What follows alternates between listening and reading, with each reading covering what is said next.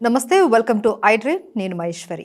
మనతో పాటు ఉన్నారు ప్రముఖ ఆయుర్వేద వైద్య నిపుణులు డాక్టర్ చిట్టిబొట్ల మధుసూదన్ శర్మ గారు. వారితో మాట్లాడతాం. మన తెలుగు రాష్ట్రాలలో ముఖ్యంగా చాలామంది అన్నానికి అలవాటు పడి ఉంటారు. వారికి అన్నం తినకపోతే రోజు గడవదు. 2 పూటలా కనీసం రైస్ తినాల్సిందే. కానీ ఈ మధ్యకాలంలో షుగర్ పేషెంట్స్ అన్నాన్ని అవాయిడ్ చేయాలనేసి డాక్టర్లు సూచిస్తున్నారు. కానీ రైస్ తింటూ కూడా కొన్ని జాగ్రత్తలు తీసుకుంటే మనకి ఎటువంటి ఇబ్బంది కలగదు అనేసి మన మధుసూదన్ శర్మ గారు చెప్తున్నారు. ఏంటి ఆ చిట్కాలు? ఆయన్ని అడిగి తెలుసుకుందాం. నమస్తే సార్. నమస్తే సార్. రైస్కి చాలామంది అలవాటు పడిపోయిన ప్రాణం మనది. ముఖ్యం మన తెలుగు రాష్ట్రాలలో అయితే అన్నం ఉండాల్సి ఉంది. అది ఖచ్చితంగా వాళ్ళకి అలవాటు పడిపోయిన ప్రాణాలు అవి. కానీ ఇప్పుడు చూస్తే చాలా 10 మందిలో 5 మందికి ఖచ్చితంగా డయాబెటిక్తో ఇబ్బంది పడుతూ ఉంటారు. వాళ్ళు రైస్ తినకూడదు అని చెప్పేసి చెప్తూ ఉంటారు నైట్ టైం అయితే. కానీ మీరు అంటున్నారు రైస్ తింటూ కూడా కొన్ని జాగ్రత్తలు తీసుకోవచ్చు, వంటింటి చిట్కాలతోటి మనం షుగర్ని కంట్రోల్లో పెట్టుకోవచ్చు అని చెప్తూ ఉన్నారు. ఏంటి ఆ చిట్కాలు? చాలా మంచి ప్రశ్నమా. నిజంగా మీరు అన్నట్లు ఈ రోజుల్లో రోజు రోజుకి షుగర్ పేషెంట్స్ పెరిగిపోతున్నారు. అవును సార్. మన తెలుగు రాష్ట్రాల్లో అన్నం లేనిది ముద్ద దిగనటువంటి పరిస్థితి అందరికీ అలవాటు పడిపోయింది. అవును. అన్నప్రాశన టైం నుంచి కూడా అన్నంతో మన జీవితాలని ముడిపడి ఉన్నాయి యాక్చువల్గా. కాబట్టి ఇక్కడ కూడా మనం ఇంకొక విషయం కూడా తెలుసుకోవాలమ్మా. ఈ రోజుల్లో దొరికేటువంటి బియ్యంతో తయారు చేసుకున్నటువంటి అన్నము మొత్తం కార్బోహైడ్రేట్స్ ఏమో. అంటే ఎందుకంటే మల్లెపూలు లాంటి అన్నాన్ని తినడానికి అలవాటు పడిపోయారు. పాలిష్ చేసేసి అంతా పాలిష్, దాంట్లో వేరేటువంటి పోషకాలు ఏముండవు, కార్బోహైడ్రేట్స్ ఎక్కువగా ఉంటాయి. కాబట్టి దానికి తోడు అది మనం చేసేటువంటి పొరపాటు. రెండవది ఏమంటే ఉదయం నుంచి రాత్రి వరకు కూడా మనం తీసుకునేటువంటి ఆహారంలో అన్నంతో పాటు మిగతా ఆహార పదార్థాలు కూడా ఇంచుమించు అన్నింటిలో కార్బోహైడ్రేట్స్ ఎక్కువమ్మా. పొద్దున పూట తీసుకునేటువంటి టిఫిన్లో కార్బోహైడ్రేట్సే, మధ్యాహ్నం పూట భోజనంలో కార్బోహైడ్రేట్సే, రాత్రిపూట తీసుకునేటువంటి ఆహారంలో కార్బోహైడ్రేట్సే. సో వీటికి తోడు సరే అన్నం గురించి చెప్పనక్కర్లేదు, అది లేనిది ఇంతకుముందే చెప్పాను కదా, ఒక ముద్ద కూడా దిగదు. అలవాటు పెరిగిపోయాం. అది ఏదో మనసులో ఒక కొరతలాగా ఉంటుంది. ఆ ఎఫెక్ట్ అంతా దేహం మీద పడిపోతుంది, కడుపు నిండిన ఫీలింగ్ కూడా ఉండదమ్మా. అట్లా అలవాటు పడిపోయాం మనము. బట్ ఇక్కడ కొన్ని విషయాలు తెలుసుకోవాలమ్మా. షుగర్ గురించి మనం ఆలోచించినట్లయితే sugar controllable sugar, uncontrollable sugar అని చెప్పేసి 2 రకాలమ్మా. సో ఆహార విధి విధానాల ద్వారా, మందుల ద్వారా కంట్రోల్ అయ్యేటువంటి పరిస్థితి ఏదైతే ఉందో దాన్ని కంట్రోలబుల్ షుగర్ అంటారు అన్నమాట. కొన్ని షుగర్లు అంటే కొన్ని రకాలైన పరిస్థితుల్లో షుగర్ కంట్రోల్ కదమ్మా. అంటే మాత్రలు వేసుకుంటుంటారు, ఒక్కోసారి ఇన్సులిన్ ఇంజెక్షన్ తీసుకోవాల్సిన పరిస్థితి ఏర్పడుతుంటుంది. అది కొంతమందిలో జరుగుతుంటుంది. కాబట్టి నేను చెప్పేది ఏంటంటే కంట్రోలబుల్ షుగర్ ఉన్నప్పుడు, అంటే షుగర్ మనం మందుల ద్వారా కానీ ఆహారం ద్వారా కంట్రోల్ చేసుకున్నప్పుడు అన్నాన్ని కొద్దిగా గొప్ప వాడుకోవచ్చు. అంటే బియ్యంతో తయారు చేసినటువంటి అన్నాన్ని. అది కూడా ఎలాగంటే మా ఇప్పుడు ఉదయము కానీ మధ్యాహ్నం కానీ రాత్రి కానీ ఏదో ఒకసారి అన్నాన్ని వాడుకోవచ్చు మా బియ్యంతో. ఎందుకంటే మన బ్రెయిన్లో సెటైటీ సెంటర్ అని చెప్పేసి ఉంటుంది. మనం చిన్నప్పటి నుంచి అలవాటు పడిపోయాం కాబట్టి అన్నం తినంది ఆ సెటైటీ సెంటర్ ఏదో కొరత ఉన్నట్టుండి మిగతా పదార్థాలు కూడా తీసుకోలేము అనమాట. కాబట్టి కంట్రోలబుల్ షుగర్ ఉన్నటువంటి వాళ్ళు మాత్రము వాడుకోవచ్చమ్మా రైస్.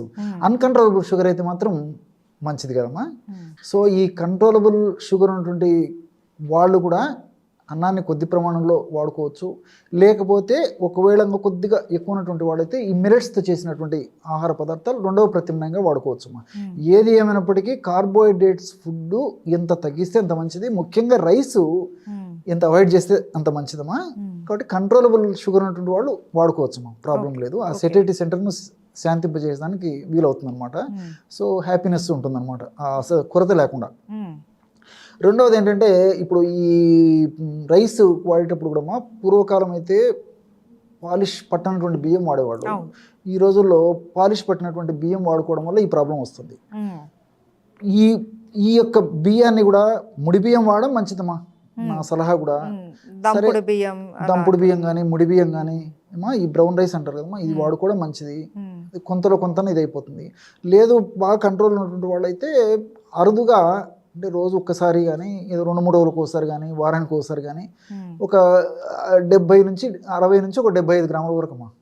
అది కూడా మితం తల్లి, అది ఏదో ఏం కాదు కదా అనే ఉద్దేశం తీసుకుంటే మళ్ళీ అది ప్రాబ్లం అయిపోతుంది. సో లిమిటెడ్గా ఆ సాటిస్ఫాక్షన్ కోసము మ్యాక్సిమం ఒక 75 గ్రాముల రైస్ వండుకొని అన్నం తయారు చేసుకొని అన్నాన్ని తినాలి. ఎలాగంటే అందులో సాంబారు, తర్వాత ఒక పావు కిలో కూరగాయలతో తయారు చేసుకున్నటువంటి వంట, తర్వాత ఒక కప్పు ఈ పప్పు ధాన్యాలతో చేసుకున్నటువంటిది, దీంతోపాటు సలాడ్స్, మజ్జిగ, ఈ ఐటమ్స్ అన్నీ కూడా 75 గ్రాములతో అడ్జస్ట్ చేయాలి. అంటే రైస్ కి డబుల్ త్రిబుల్ ఉంటుంది అనమాట. సాటిస్ఫాక్షన్ ఉంటుంది, మనకి ఇబ్బంది పెట్టదు, ఇవన్నీ సైడ్ బెనిఫిట్స్ ఉంటాయి, రుచి ఉంటుంది, ఓ సంతృప్తి ఉంటుంది, పూర్తి మానలేక ఉండేటువంటి పరిస్థితి ఉంటుంది. కాబట్టి ఇట్లా దాన్ని మేనేజ్ చేయొచ్చు, అదేం ప్రాబ్లం ఉండదు. అండ్ వన్ మోర్ థింగ్, ఈ రోజుల్లో బిజీ లైఫ్ అయిపోయింది. అండ్ వన్ మోర్ థింగ్ ఏంటంటే షుగర్ పేషెంట్స్ కూడా పెరిగిపోయేటువంటి పరిస్థితి ఏర్పడింది. వీళ్ళు ఏదో ఫంక్షన్స్కో లేకపోతే ఏదైనా ఇంకొక చోట కార్యక్రమాలకు అటెండ్ కావడము, పోయినప్పుడు ముఖ్యంగా ఈ నైట్ టైమ్స్లో ఎక్కువ శాతం జరిగేది లేట్ అవర్స్ ఫుడ్ తినడం ఒక మైనస్ పాయింట్. ఇప్పుడు లేట్ అవర్స్లో ఆ ఫంక్షన్స్లో అటెండ్ అయి తింటుంటారు. అక్కడ ఉన్నవన్నీ క్యాలరీస్ ఎక్కువ ఉండి, కార్బోహైడ్రేట్స్ ఎక్కువ ఉండి, ఆయిల్ కంటెంట్ ఎక్కువ ఉన్నటువంటి ఫుడ్సే దొరుకుతాయి అక్కడ. కానీ వీళ్ళు ఇన్సులిన్ వాడుతుంటారు, సొసైటీలో ఒక స్టేటస్ మెయింటైన్ చేస్తుంటారు పెద్ద పెద్దవాళ్ళు. సో వీళ్ళు ఒక్కొక్కసారి తప్పని పరిస్థితుల్లో అటువంటి ఆహారం అక్కడ తినాల్సినటువంటి పరిస్థితి వచ్చినప్పుడు కూడా కొద్ది ప్రమాణం ఏదో 4-5 స్పూన్లు రైస్ తిని మిగతా ఇప్పుడు సలాడ్స్ ఉంటాయి, అదేవిధంగా స్ప్రౌట్స్ పెడుతున్నారు ఈ మధ్య కాలంలో. ఫంక్షన్స్లో ఏం ప్రాబ్లం అయితే ఉండదు. సో వీలైతే కొంచెం షుగర్ కంట్రోల్ ఉంటే కొద్దిగా రైస్ తీసుకోవచ్చు, కంట్రోల్ లేనటువంటి వాళ్ళు అయితే బంద్ చేయడం మంచిదమ్మా.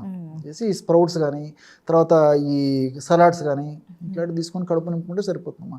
లేదంటే కొంచెం షుగర్ కంట్రోల్ ఉంటే కొద్దిగా రైస్ తీసుకొని వీటితో కడుపు నింపుకోవాలి. అట్లా ఫ్రూట్స్ కూడా కొన్ని షుగర్ పేషెంట్స్ తినదైనటువంటి ఫ్రూట్స్ ఉన్నాయి కదమ్మా, యాపిల్ కానీ, జామ కానీ, తర్వాత ఈ బత్తాయి కానీ. అరటిపండు తినకూడదమ్మా, యాపిల్, జామ, బత్తాయి, తర్వాత పైనాపిల్, బొప్పాయి, తర్వాత వాటర్ మిలాను, మస్క్ మిలాను, ఈ ఫ్రూట్స్ తీసుకోవచ్చమ్మా, ప్రాబ్లం లేదు. సో అక్కడ అలాంటి ఫ్రూట్స్ కూడా ఉంటాయి కాబట్టి అవి వాడుకుంటే సరిపోతుంది అనమాట. కాబట్టి ఇట్లా ఏదైనా షుగర్ ఉండి ఇబ్బంది ఉండి, అదే ఒకవేళ కంట్రోల్ ఉండి తప్పని పరిస్థితి తీసుకోవాలంటే అట్లా చేయొచ్చుమా.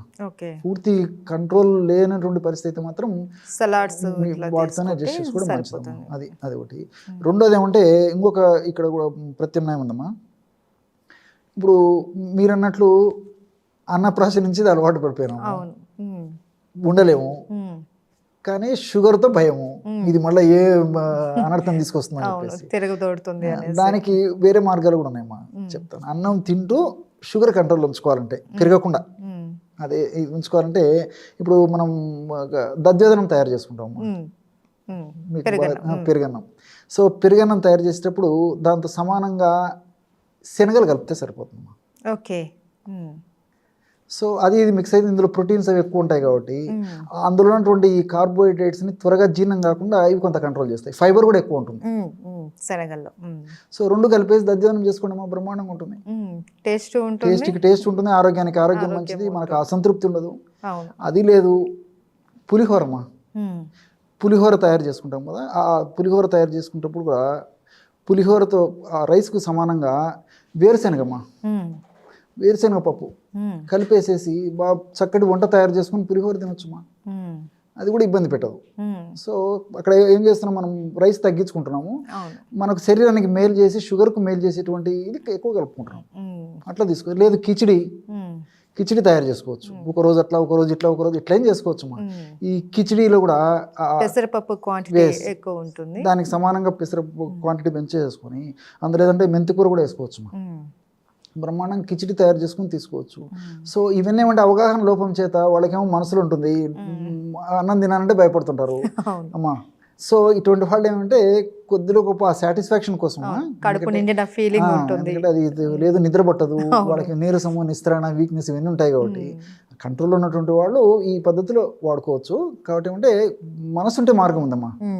ఈ పద్ధతి తిరిగిన బియ్యాన్ని వాడుకుంటే మంచిది. నేను ఇంతకుముందే చెప్పినట్లు ముడి బియ్యం శ్రేష్టం, ఒకవేళ ఇటువంటి పరిస్థితులు వాడాలనుకున్నా కానీ.